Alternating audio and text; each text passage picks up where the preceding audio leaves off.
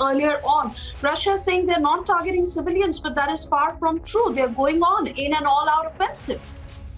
Absolutely. I'll tell you what, Vladimir Putin's, I would say, the dark side was visible, but this is also coming out now with a vengeance, because Mr. Putin has waged an all-out war, because obviously he has been frustrated, as Captain Bansal was also saying, because of the fact of the resistance put forward by the Ukrainian forces and Ukrainian people. You saw those visuals of ordinary people standing in front of the armored carriers in several villages. So certainly he's trying to now bully his way through by hitting civilians, which is against all humanitarian norms. And I would say that the international community needs to look at it.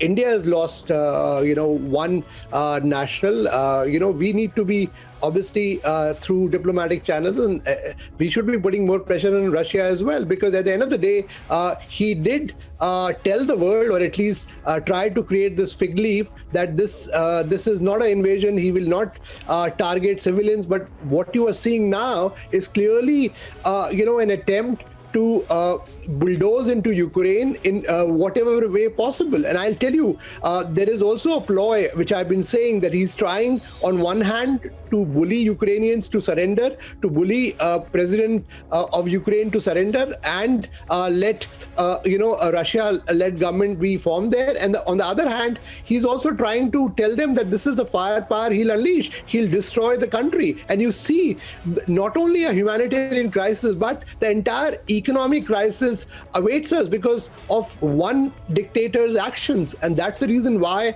I've been saying, from the outset, that we need to find a way to rein him, because now, it's really getting out of hand. And obviously, while India has done a great job by evacuating a large number of its nationals, but we do have some of them who are still there, in harm's way.